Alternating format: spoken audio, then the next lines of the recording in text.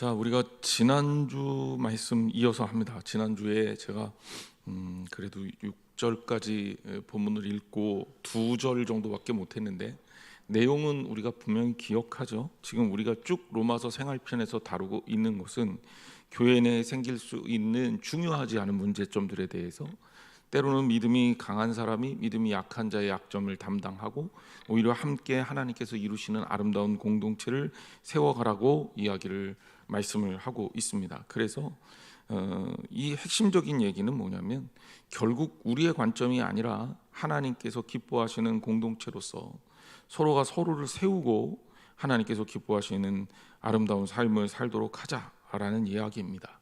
이런 핵심적인 얘기가 지금도 계속 이어지고 있습니다. 3절 말씀에 보면 그리스도께서도 자기를 기쁘게 하지 아니하셨으니 이렇게 언급하십니다. 주님께서, 우리 예수님께서 만약에 자기를 기쁘게 하셨다면 주님이 어떻게 사셨을까요? 그냥 한번 상상을 해보자고요. 주님께서 살아가신 그 삶의 여정을 보면 철저하게 우리 예수님은 당신을 위해서 사시지 않았어요?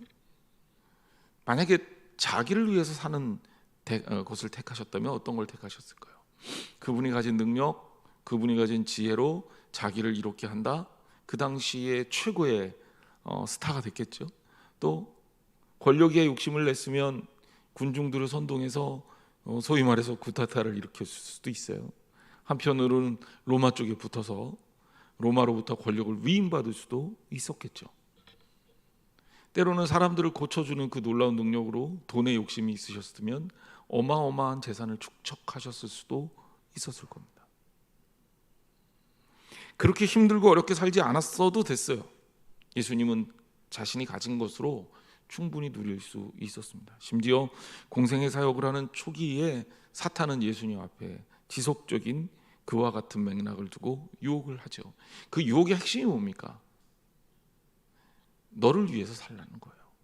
예수님을 유혹했던 것은 바로 다른 사람을 위해서 죽지 말고 너 스스로를 위해서 살아라 라고 했던 거예요. 오늘날도 동일한 시험을 우리는 받고 있습니다. 우리가 우리만을 위해서 살게 될 때 우리의 삶은 어떻게 될까요? 아름다워질까요? 건강해질까요? 행복해질까요? 어쩌면 우리는 교회 안에서조차 누군가에 대해 내 이야기를 마음 놓고 털어놓을 수도 없고 함께 기도해달라고 요청할 수도 없는 그런 삶을 살지도 모릅니다. 이 공동체가 우리만을 위한 공동체다라고 한다면 우리는 사실 하나님 안에서 섬기고 봉사하고 헌신하는 그 가치를 전혀 누리지 못했을 겁니다. 교회가 아름다운 이유가 뭐냐면 교회는 헌신하고 사랑할 수 있는 공동체이기 때문에 그래요. 세상 사람들이 생각했을 때 세상 사람들의 목표는 뭐예요? 어떻게든지 내가 잘 살아야 되는 게 목표잖아요. 다른 나라가 어떻게 됐건 다른 사람들이 어떻게 됐건 일단은 내가 잘 살아야 되잖아요. 요즘 예능 프로들 중에서 이런 구호 가끔 나오잖아요. 나만 아니면 된다. 나만 아니면 된다. 그게 세상의 논리예요. 협력하는 것 같다가도 결정적 위험이 있을 때 나만 아니면 되는 거죠. 나만 피해가면 되는 거죠. 그런 세상을 우리가 살고 있는 거예요. 그런데 하나님 나라의 공동체인 교회에서조차 나만 아니면 되고 나를 위해서 산다? 그러면 이게 과연 예수님께서 기뻐하시는 공동체가 될 수 있을까? 그렇지 않다는 거죠. 그런데 아직도 우리는 많은 부분에서 내게 좀 초점을 맞춰달라고 나를 위해서 좀 무엇을 해달라고 요청하는 경우가 참 많습니다. 물론 신앙이 없을 땐 그렇게 할 수 있어요. 믿음이 약할 땐 그렇게 할 수 있어요. 교회 온 지 얼마 안 됐으면, 하나님 믿은 지 얼마 안 됐으면 그렇게 할 수 있어요. 또 그런 사람들이 오는 공동체가 교회입니다. 하지만 신앙생활을 오래 하고 또 믿음이 어느 정도 성장을 하면 이제 어떻게 돼야 돼요? 바뀌어야 된다는 거예요. 바뀌어야 된다. 나를 위한 공동체가 아니라 우리를 위한 공동체로, 궁극적으로는 하나님 나라를 위한 공동체로, 예수 그리스도를 위한 공동체로 변화가 돼야 된다는 거예요.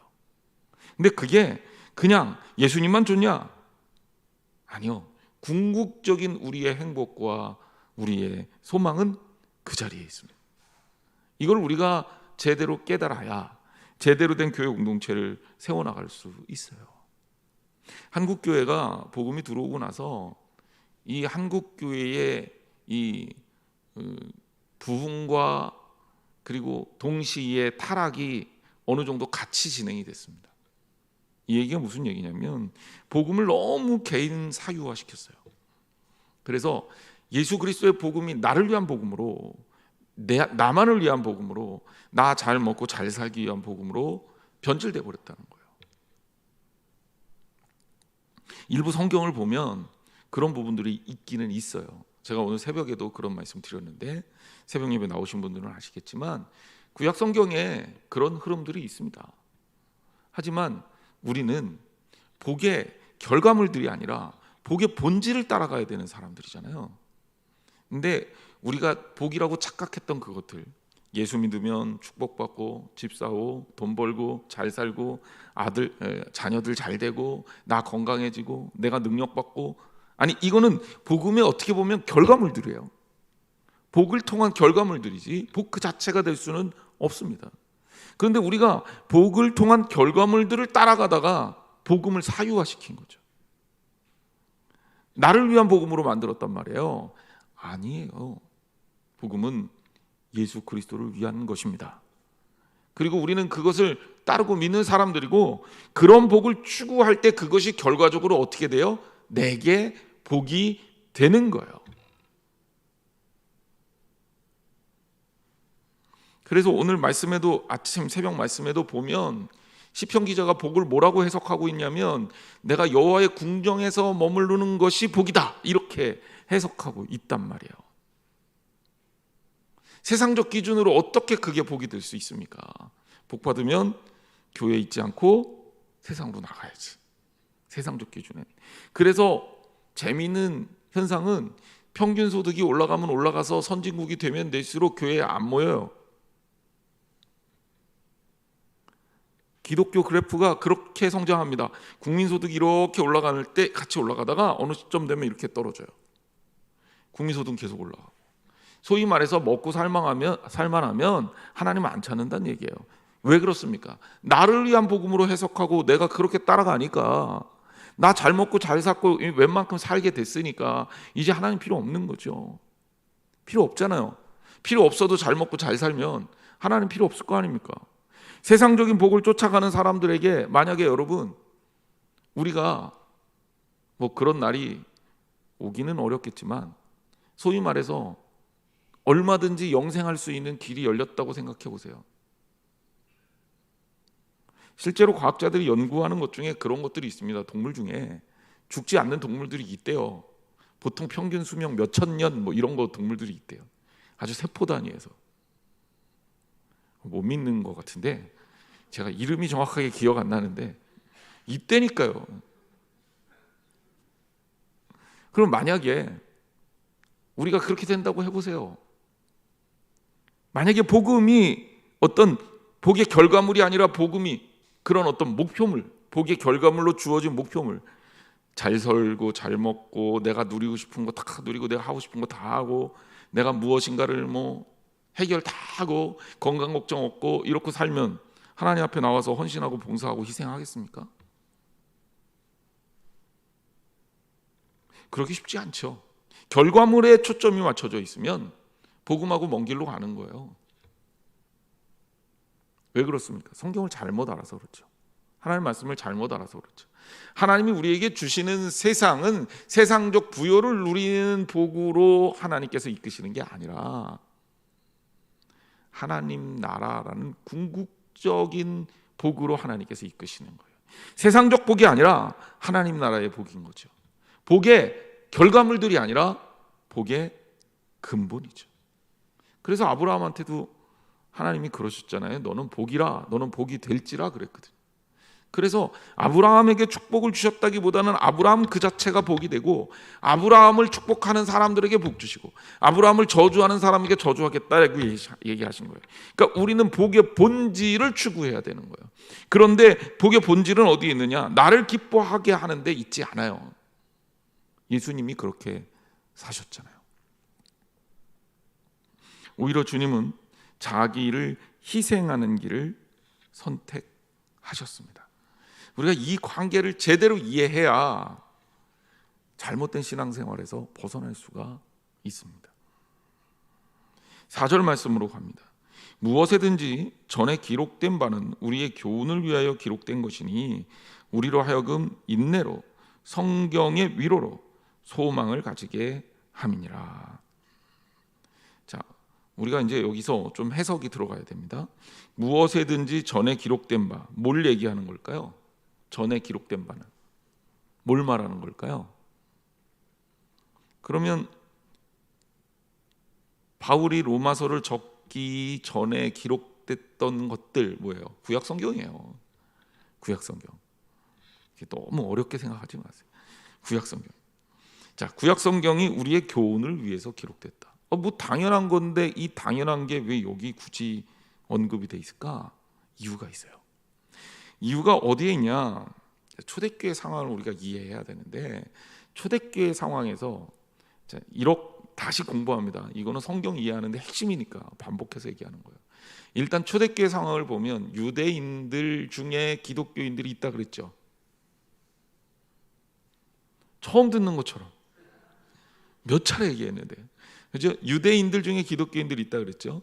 저 속상하게 하려고 모르는 척 하시는 거죠. 이제 유대인들 중에 기독교인인데 이 유대인들이 다 같은 유대인이 아니다. 어떤 유대인들이 있냐? 히브리파 유대인이 있고 헬라파 유대인들이 있다. 이제 기억나시는 거죠? 히브리파 유대인들은 어디 중심으로 있어요? 예루살렘 중심으로. 헬라파 유대인들은 전국 각지에 로마 전역에 흩어져 있는 유대인들 중에 기독교인이 된 사람이라 그랬어요. 이들의 입장이 다르다 그랬죠. 히브리파 유대인들은 구약적 율법적 전통을 잘 따르려고 하는 사람들이고 헬라파 유대인들은 이들보다는 조금 더 이방인에 대해서 어때요? 개방적이에요. 그러니까 이방 문화에 대해서도 더 수용적이에요. 헬라어에 능통해요. 그리고 이방 사람들의, 그러니까 소위 말해서 유학파죠. 그 다른 지역에 살면서 다른 지역의 문화들과 공부들을 했어요. 그러니까 바울 같은 경우도 로마 시민권을 가지고 있고 헬라 철학을 제대로 공부한 사람이에요. 자, 그러면 히브리파 유대인, 헬라파 유대인이 있으면 유대인 말고 또 기독교인 중에 어떤 사람들이 있어요? 이방인 기독교인이 있다. 그러니까 크게 따지면 이렇게 세 부류, 유대인과 이방인 이렇게 나눌 수도 있지만 조금 더 디테일하게 따지면 히브리파 유대인, 헬라파 유대인, 이 디아스포라 유대인이라고 불리우는 헬라파 유대인, 그리고 이방인이 있는 거예요. 자, 구약 성경의 전통을 누가 제일 잘 받아들여요? 히브리파 유대인, 그죠? 이 사람들은 구약적 전통으로 기독교를 해석하려는 경향이 강했어요. 우리나라에 복음이 처음 들어왔을 때 유교를 통해서 기독교를 받아들인 사람들이 있단 말이에요. 그래서 이 사람들은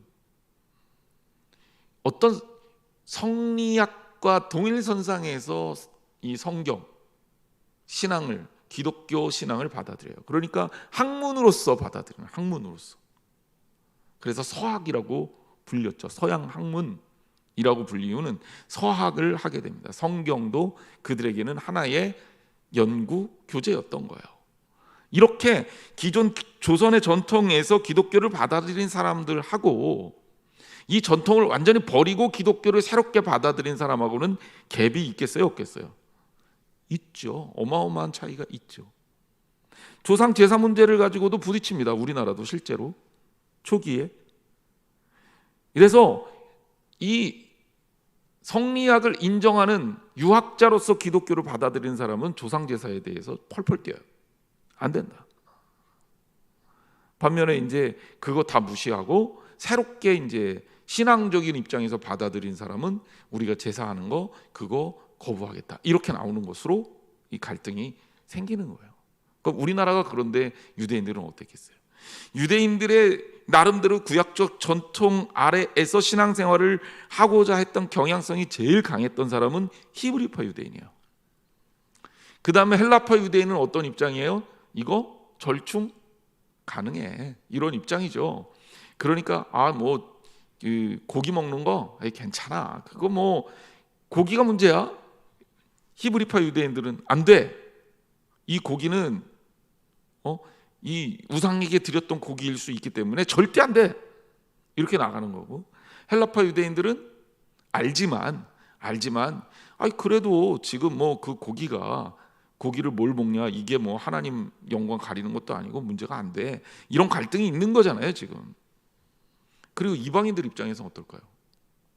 이방인들은 또 완전히 다르죠. 아니 뭐 저런 거 가지고 싸우지? 뭐 저런 거 가지고 싸우지? 이러는 거예요. 자, 구약적 전통에 대해서, 구약 성경에 대해서 어떤 입장을 취할까요? 히브리파 유대인들은 구약 성경의 전통의 연장선상에서 기독교를 해석합니다. 그러니까 복음서도 마태복음은 그 경향이 강해요. 그래서 마태복음의 별명이 있는데 뭐냐면 유대인들을 위한 카테키시스라고 불려요. 카테키시스는 요리문답이라는 뜻이고요. 유대인들을 위해서 쓰여진 복음서다, 이런 뜻이에요. 왜 복음서가 마태, 마가, 누가, 요한까지 4개나 되느냐? 그리고 내용이 겹치잖아요. 요한복음 조금 다르지만. 왜 그렇게 겹치냐? 근데 톤이 달라서 그래요. 톤이. 쓰여진 단어라든지 색깔이 다르단 말이에요. 그러니까 유대인에게 가장 적합하게 쓰여진, 유대인들을 위해서 쓰여진 성경이 마태복음이에요. 이방인들을 위해 쓰여졌다라고 불리워주는 게 누가복음이에요.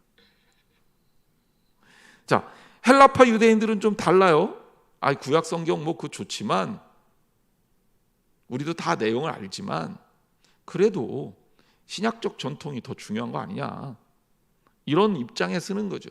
율법 다 지킬 게 아니라 그 의미를 좀 가져오면 되지 않을까. 이방인들은 어떨까요? 구약 성경 알아요, 몰라요? 모르지, 뭘 어떻게 알아요. 이 이방인들은요, 로마 그 전통 선상에 있던 사람들이에요. 근데 로마는 다종교 국가란 말이에요. 자기들이 믿는 신이 다 따로 있던 사람들이에요. 이들이 예수 그리스도가 좋아갖고 믿어서 기독교인이 됐는데 유대인의 종교를 믿으라 그러면 이 사람들 입장에서는 우리가 믿던 그 제우스 신 믿고 뭐 아프로디테 믿고 그거랑 똑같이 보는 거예요, 구약의 하나님을. 그러면 이 사람들은 나는 예수님은 받아들이지만 구약적 전통은 안 받아들일래, 이렇게 가는 거죠. 자, 무슨 얘기인지 아시겠죠? 이거를 이해해야 오늘 본문이 왜 이런 얘기를 바울이 썼는지도 알 수가 있단 말이에요. 자, 이런 흐름 속에서 성경을 좀 이해해야 돼. 물론 우리가 소위 말해서 이거야, 제대로 된 건 이거야 라고 얘기하는 거는 뭐예요? 구약 성경 인정할 수 있죠. 예수 그리스도를 위한 구약 성경으로, 복음을 위한 성경으로 인정할 수 있지만 율법사항을, 구약에 있는 율법사항을 시대가 바뀌었는데 다 지켜라? 이거는 우리 기독교인들한테 맞지는 않는 거란 말이에요. 그러니까 안식일 교인들처럼 그렇게 살 필요는 없어요. 그거는 예수님이 이미 말씀으로 다 그 논리는 부신 건데 이제 와서 그거 그렇게 지키겠다 그러면 말이 안 되는 거죠. 그러니까 우리는 틀을 이미 갖고 있어요. 정통이라는 틀을 갖고 있어요. 그러니까 우리가 걱정은 없는데, 이 당시에도 소위 이런 사람들 사이에서의 논쟁이 있었고 예수님이 그렇게 중심을 딱 잡아주셨는데도 불구하고 이 중심을 놓치고 있는 사람들이 여전히 있었던 겁니다. 그런데 여태까지는 우리가 히브리파 유대인들의 문제점에 대해서 주로 바울이 이야기를 했었는데, 이 로마서 15장 4절에 보면 여기에는 또한 이방인 기독교인들의 위험성을 지적하고 있는 거예요. 무엇에든지 전에 기록된 바는 우리의 교훈을 위하여 기록된 것이다 라는 이야기를 하므로 구약 성경이 충분히 가치가 있고 의미가 있는 것이다 라고 말하고 있는 거예요.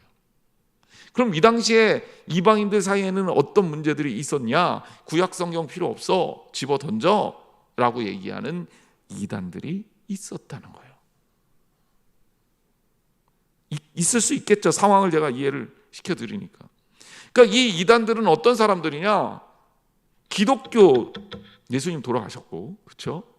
부활하시고 승천하셨지만 예수님을 직접적으로 만나서 물어볼 수는 없는 거 아니에요. 자, 그리고 나서 이 초대교회 사도들이 쓴 편지들을 통해서 우리가 이제 성경이라고 불리워지는 것들에 의해서 이제 복음이 돌아다니고 있었을 때, 성경이 이게 성경이야라고 우리에게 이렇게 확정된 성경이 없었을 상황이란 말이에요. 이 로마서가 쓰여질 당시. 그러면 유대인들을 위해서는 구약 성경이 있지만 이방인들에게는 소위 말해서 경전이랄 것이 없는 거예요. 그러면 처음에 신앙생활을 어떻게 했느냐? 바로 그런 거예요. 그게 어려운 거지. 마가복음이 성경 중에 제일 처음 쓰여진 걸로 학자들이 추정합니다. 그럼 마가복음이 쓰여진 연도가 언제쯤이냐? AD 60년경으로 추정해요. AD 60년경이면 예수님이 돌아가시고 나서도 30년 정도의 공백이 생기는 거잖아요. 그렇죠? 그럼 이 기간 동안에 그러면 신앙생활을 어떻게 했을까? 우리는 퀘스천 마크를 달 수밖에 없죠. 전도는 계속됐고 복음이 전해져서 교회가 세워졌지만 경전이 없는 상태란 말이에요. 구약 성경은 충분히 경전이 되지 못해요. 유대인들을 위한 참고는 될 수 있지만, 그럼 이제 그때 쓰여진 성경들이 소위 말해서 쪽복음처럼 돌아다니면서 사도들의 편지가 복음을 전하는 자들에 의해서 읽혀졌고, 또 사도들이 그때까지는 살아있단 말이에요. 그렇죠? 살아있으니까 이 살아있는 사도들이 예수님의 이야기를 구두로 전하게 되는 거죠. 초대교회는 그렇게 진행이 되는 겁니다. 그런데 이방인 기독교인들 중에는 우리는 구약 성경 인정 안 하겠다. 이 정도까지만 해도 그나마 괜찮아요. 심지어 어떤 사람들이 있었냐면 자신들이 가지고 있는 틀, 히랍 철학의 틀이죠. 플라토니즘의 틀이죠. 이 틀을 가지고 복음을 해석하려는 사람들이 있었단 말이에요. 이 사람들이 복음을 망쳐놓는 겁니다. 교회에 들어와서 예수님이 가르친 본질하고 다른 이야기를 만들어서 교인들을 가르치기 시작해요. 이방인들 중에 똑똑한 사람들이 있었을까요? 없었을까요? 있었죠, 당연히. 그것도 많았죠. 세상 지식에 능통한 사람들이죠. 이 사람들이 그들이 가지고 있는 이 헬라 철학적 지식을 이용해서 복음을 만드는 거예요. 복음을 만드는 거예요. 이게 얼마나 무시무시한지 알아요? 사실 요즘에도 이단들이 좀 많잖아요. 뭐 구원파도 있고 또 뭐 통일교, 또 신천지, 뭐 JMS, 뭐 안식일교회 굉장히 많지만 진짜 위험한 이단이 뭐냐면 지금 누가 봐도 저거는 유치하고 보잘것없어요. 그러면 거기는 사람들이 휙 휩쓸렸다가 주저앉아요. 하지만 머리가 좋은 이단들이 있어요. 쭉 올라갔다가 여기서 체인지를 합니다. 어떤 체인지를 하냐면 고상한 것, 그리고 윤리적인 것, 그리고 굉장히 합리적인 것 이쪽으로 바꿔요. 트랜스퍼예요. 그래서 마치 자신들이 더 종교적인 척합니다. 여기에 복음을 왜곡하죠. 복음을 어떻게 왜곡하냐? 그럴듯하게 왜곡합니다. 그럴듯하게. 진짜 어려워요. 진짜 어려워요. 우리가 로마서를 어떤 면에서 이렇게 계속 지금 벌써 2년이 다 돼가요. 이렇게 공부하는 이유가 뭡니까? 어디에 있습니까? 바로 우리들이 그런 것들에 속지 않기 위해서 이렇게 제가 어떻게 보면 굉장히 심각하게 여러분들한테 가르치고 있는 거예요. 그냥 즐겁고 재밌는 얘기, 또 그냥 교훈 한두 가지 이렇게 딱 집어서 그냥 가볍게 설교하면 수요일 날도 좀 쉽지만, 어려워도 여러분들에게 계속 이런 초대교회 상황과 철학적인 얘기를 할 수밖에 없는 이유가 이단들을 분별해야 되니까. 이단들이, 그래서 어떤 이단들이 위험하냐면, 그래서 이단인데 이단 같지 않은 이단이 생겨요. 우리가 분별하기가 어려운 이단들이 생긴다는 거예요. 초대교회 때 그런 고상한 이단들이 있었어요. 대표적인 주자가 말시온주의자입니다. 이 별명이 있어요. 말시온이라는 사람이 굉장히 뛰어난 히랍 철학적 지식을 가지고 기독교 안으로 들어왔어요. 근데 이 사람이 어느 정도로 뛰어나냐? 자기가 가지고 있는 히랍 지식을 가지고 성경을 하나하나 다 분석해요. 그래서 사도들의 편지들을 가지고 골라내는 거죠. 이거는 우리가 이용하기에 적합해, 이거는 이용하기에 좋지 않아, 이렇게 다 나누는 거예요. 그래서 자기들의 경전을 만들었어요.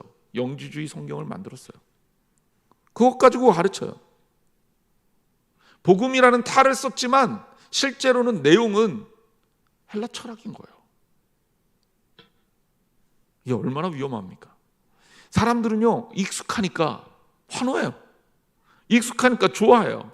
이방인 기독교인들이 유대교적 기독교를 믿기가 쉽겠습니까? 영지주의적 기독교를 믿기가 쉽겠습니까? 이거는 말 하나 많아죠. 우리한테 익숙한 거니까. 그러니까 이게 굉장히 위험하고 본질이 아님에도 불구하고 사람들의 마음이 그쪽으로 자꾸 가는데 이유가 있습니다. 우리나라도 그런 과정을 쭉 겪고 있는 거예요. 귀신 내쫓는 축사가 기독교 안으로 들어와서 유행하기도 했지 않습니까?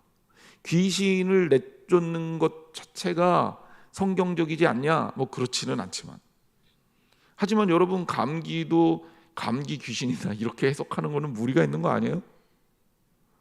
그리고 예수님을 마치 우리나라 샤머니즘의 틀에 갖다 맞춰서 귀신 중에서 가장 센 귀신의 의미를 예수님한테 붙이는 거예요. 이런 식으로 해석을 하면 위험한 거죠. 우리나라의 샤머니즘이 기독교 안으로 들어와서 샤머니즘적 기독교를 만든 거죠. 이게 성락교의 김기동 목사의 실체입니다. 그런데 사람들이 왜 거기에 열광하냐? 익숙하고 친하거든. 우리 맨날 무당 푸닥거리하고 전보고 이거하고 아주 기독교하고 가까워졌거든. 익숙한 거예요. 복음적이진 않은데 익숙한 거죠. 우리들이 그것들을 분별해내야 됩니다. 여기 이 말시온이라는 사람이 했던 첫 번째 역할이 뭐였냐? 구약 성경을 폐기하는 거예요. 야, 구약 성경 그거는 안 맞아. 그거 복음 아니야. 말시온 성경에서 구약 성경 드러냅니다. 그리고 말시온 성경에서 마음에 안 드는 성경은 다 빼버려요. 요한복음 더 좋아하고 다른 복음서보다, 바울 서신들 중에 일부 발췌하고 야고보서 이런 거 갖다 버리고 자신들이 원하는 복음만 골라내서 해석하는 거예요. 심지어 이 영주주의가 나중에 어떤 얘기까지 만들어내냐면 예수님은 실제로 십자가에서 죽으시지 않았다. 예수님이 십자가에서 죽으신 것은 육신이라는 껍데기지 예수님의 본질은 죽은 것이 아니다. 왜? 히랍 철학에 의하면 영은 안 죽어요. 영은 안 죽는단 말이에요. 그러니까 영은 그대로 있는 거예요. 옛날에 사랑과 영혼이라는 영화 보신 적 있잖아요. 그게 전형적인 헬레니즘적 플라톤 사상이 들어있는 영화예요. 죽어도 영은 따로 있고 육만 죽는 거지. 그래서 영이 막 빙의해. 왔다 갔다. 성경적이지 않아요. 그런데 우리가 그런 것들을 헷갈리면 안 되는데, 이 초대교회 때도 그런 것 때문에 헷갈리다 보니 이 말시온이라는 사람들이 영지주의적 태도를 가지고 소위 말해서 기독교의 본질을 망가뜨리는 지경에 이른 거예요. 그러니까 바울은 거기에 대해서 방어를 해냅니다. 그 방어가 이런 거예요. 전에 기록된 것은 폐기될 게 아니야. 그거는 뭐예요? 우리 교훈을 위해서 기록된 거야. 그거는 신앙적인 경전으로 충분히 가치가 있어.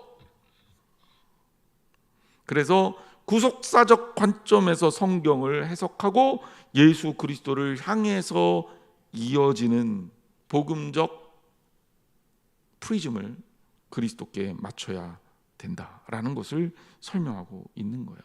이제 구속사라는 게 뭐냐면, 구약 성경, 구속사적 성경 이해라는 게 뭐냐면, 구약 성경의 이 의미를 예수 그리스도에게 맞추는 거예요. 제가 늘 얘기하지만 구약 성경 그 조항에다가 여러분 신앙적 의미를 두면 우리는 방황할 수밖에 없어요. 왜냐하면 구약 성경 그 자체가 복음적이냐 라는 측면에서 해석이 돼야 되는 거예요. 예수님이 그렇게 하셨듯이. 그러니까 구약 성경이 예수 그리스도를 향해서 이어져 있고, 그리고 신약 성경이 예수 그리스도를 통해서 역사하는 거예요. 성경이 전체가 진리의 말씀은 맞아요. 하지만 구약 성경에 나와 있는 소위 말해서 여러분 뭐 돼지고기는 먹지 말고 족발인 거는 뭐 먹으면 안 되고 뭐 이런 거 이렇게 다 따져서 우리가 신앙생활하지 않잖아요. 안식일 기억하여 거룩히 지키라는 그 율법의 조항 가지고 우리가 매여 있지 않잖아요. 그러니까 복음적 관점에서 구약 성경의 복음적 관점의 해석이 필요한 거예요. 이게 구속사적 성경 이해입니다. 이건 지극히 정통적인 성경 이해라고 보는 거예요. 저는 굉장히 약간이라도 좀 이상한 거는 여러분들한테 안 가르쳐요. 그러니까 여러분 안심하고 들으셔도 돼요. 그래서 제가 분별할 수 있는 상황을 여러분들한테 자꾸 드리는 거죠. 그래서 이 구약 성경이 가지고 있는 이것이 우리의 교훈을 위하여 기록된 것이다. 자, 이게 벌써 구약 성경의 조항이 아니라 우리의 신앙생활에 도움이 되는 쪽에서 기록된 것이다. 우리로 하여금 인내로 성경의 위로로 소망을 가지게 하려 함이라. 왜 이런 이야기, 이런 해석이 가능하냐면 구약 성경의 의미는 뭐냐면 예수님을 기다리는 거예요.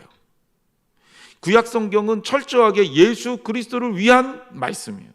그래서 예수 그리스도 메시아를 기다리며 신앙생활을 할 것을 설명하고 있어요. 그래서 인내, 위로라는 말이 반복해서 나오는 겁니다.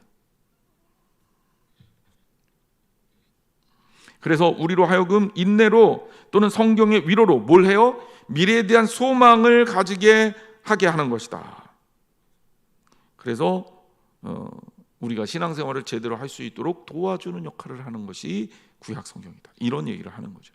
그러니까 이단들의 공격에서 배제하는 거예요. 이방인 기독교인이라고 코스프레해서 들어온 이단들의 사상을 배격하고 구약 성경이 충분히 우리의 신앙생활에 도움이 된다는 것을 설명하고 구약 성경 그 자체를 우상화하려는 히브리파 유대인들 중에 일부 근본주의 자들의 생각과 상황들을 나름대로의 구별을 하는 거죠. 그래서 구약 성경은 교훈을 위해서 우리에게 유익이 되는 것이다 라고 설명하고 있는 겁니다.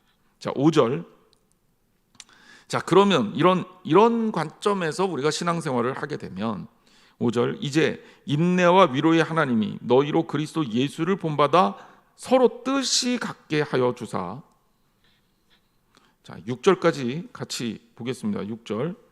자, 같이 읽겠습니다. 시작.